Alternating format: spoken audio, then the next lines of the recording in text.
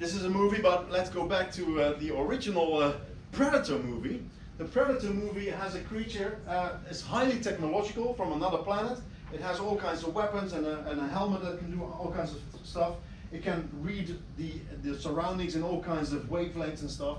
And it can see all kinds of images. I don't know, it's natural vision, this is infrared, UV, and you know about UV, you can show blood traces with that. And X-ray, this is sound waves, this is the alien vision because they connected the Predator to the alien, which is also great.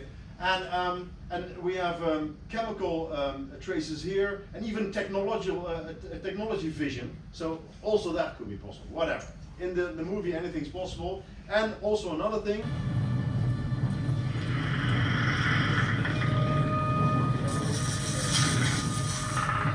It can camouflage itself, right? Which is nice, and without a helmet, it looks like this. So, and this looks ridiculous the first time you see it, until you know that there are animals that have jaws like that. So, okay, it's not that ridiculous. But, of course, this was made up. So if we're going to look at the senses, so what we can see and hear and stuff like that, in nature there's also some kinds of interesting stuff happening. So, of course, we know humans, we can see in basically 3 colors, red, green, and blue. You can see the colors here, short, medium, and long wavelengths. So there are many animals that have 3 color cones, sometimes a UV color cone instead of the red. And they see those plants, as you're going to see over there. They don't see them like this, slightly boring yellow, but they see them like this, which is more of a bullseye, right? That attracts them. And of course that's what the plant wants, and that's also what the insect wants, because the insect can find food over there. There are also, of course, snakes that can view infrared radiation, heat radiation. So in the jungle at night, everything's dark. The mice, food, they hide behind, I don't know, leaves, but the snake can see them because the mice, they send out heat radiation, while the snake is cold-blooded.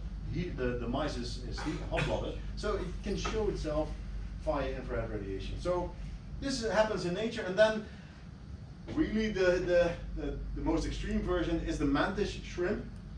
It has 12 to 16 kinds of receptors for all kinds of colors in the red through ultraviolet range. So it can see much more precisely in all kinds of colors, and even polarized light, which is completely insane. But if you have a Polaroid sunglasses, you know that it sort of can filter all the light from the sun on water or whatever. So if you're looking at water and the sun is shining on that, you can't look through the surface. But with a Polaroid sunglasses on, you can look through the surface and see better. So you can see that being able to see polarized light helps. And the thing is, this mantis shrimp looks like an alien, so okay, well. And you can see those 2 bands here, this band and that band, that's where those receptors are. So this actually exists. Not as funny as the Predator, but close, all right? So these are just sight senses, so all kinds of sight, kinds of vision. We also have other senses, of course. So you wouldn't think about pigeons that they are interesting, but they can hear extremely low frequency sounds. Extremely low. I mean, with humans it goes, well, perhaps till 20 hertz, so very long wavelengths. But a pigeon, half a hertz, that's basically a wave of about 700 meters.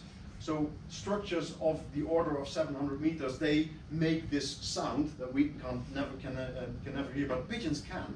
And of course, structure of 700 meters, what is that? Well, basically big storms. They can hear the sounds that big storms make in a different way, that not the high volume sound that we can hear, but low rumblings, they can hear that, and of course avoid that. On the other side of the spectrum, we have bats, of course. We know about bats, they emit high noises, and it echoes from their surroundings, from the insects that are around them, and then of course they can orient them to the echoes and eat the insects. And one of the insects that the bat eats is the greater wax moth, and as a sort of defense, it can hear even higher frequencies, up to 300 kilohertz, which is insanely high. It's about 30 times as high as what I can still hear, but it's insanely high. So this little creature can hear sounds that are really extremely high. A newborn baby can hear perhaps 20 kilohertz, and then it drops away when you hear stuff. Basically, things get damaged in your ear. But 300 kilohertz is way, way beyond what we can ever hear. That's hearing. We also have the smell and taste. While a grizzly bear has a terrific sense of smell, it can smell food from 28 kilometers away.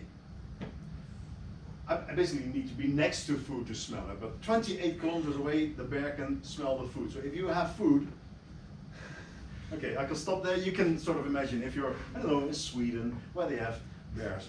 Anyway, 28 kilometers, right? Bears can run pretty good.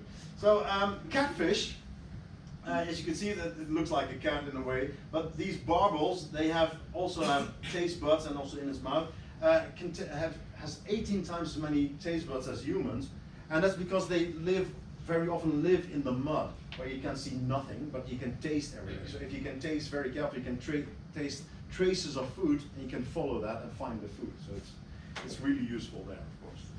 And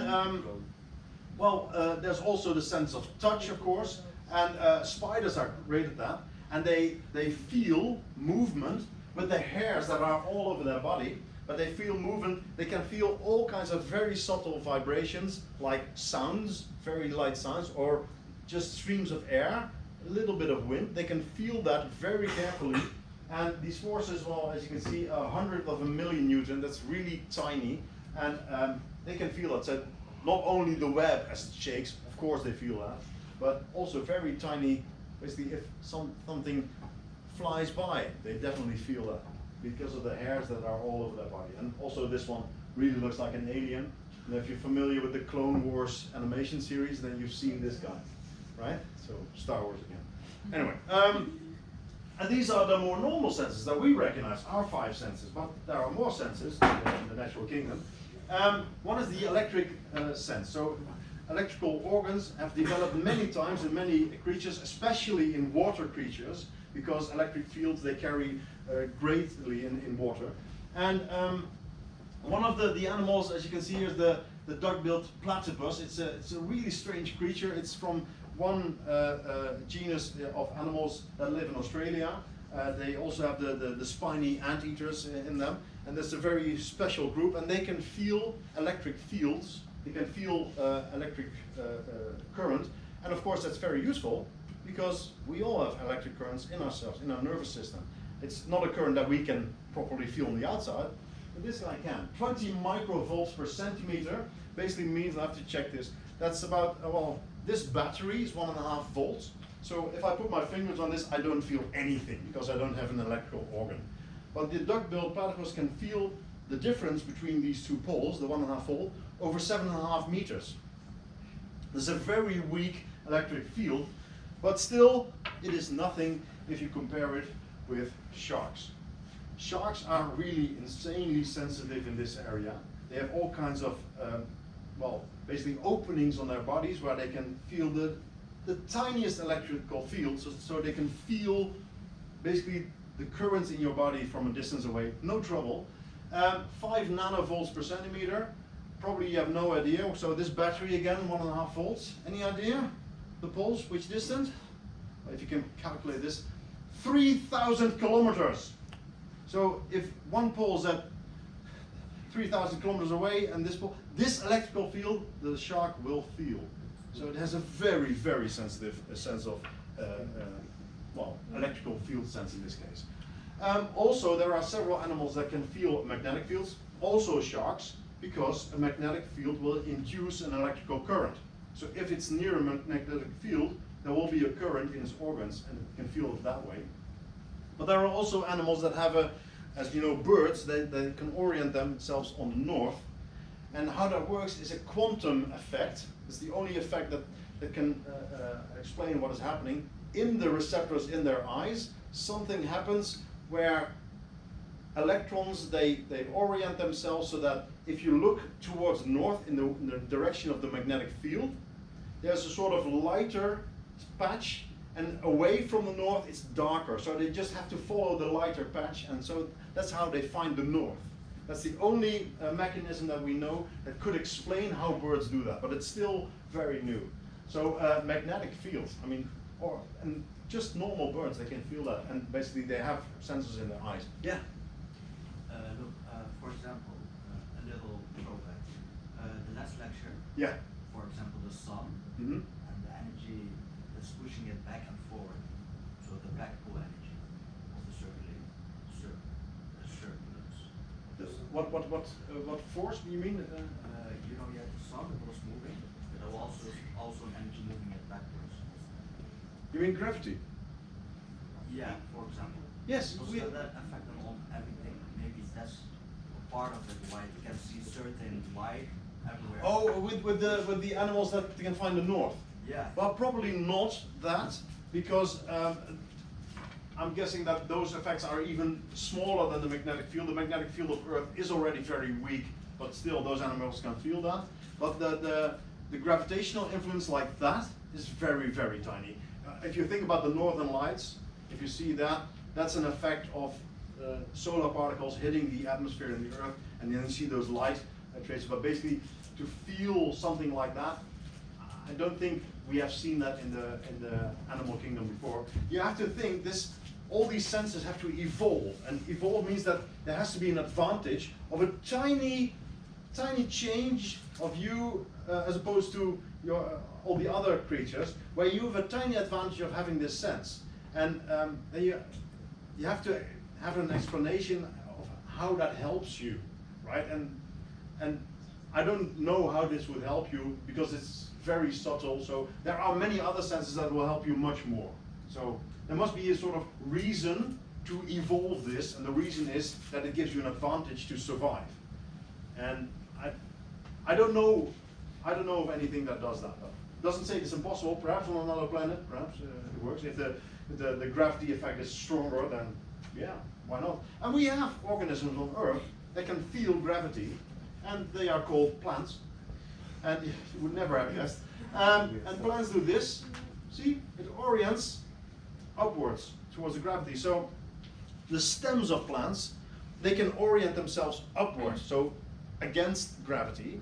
And so even if this box was turned, it knows where up is. And also the roots of a plant, they know where down is, so they can grow straight down. So in a way, they sense gravity. And you can say that plants don't sense anything. It's not true, by the way, but turn it around. How do we sense things? Basically, we get our stimuli from our surroundings. Some photon hits some part of our body. It does something in our brain, and we act. The plant senses some stimulus from the surroundings and acts. We are all biochemical machines in a way. So it's not very different, okay? So there are all kinds of organs, and that makes it much more interesting, okay?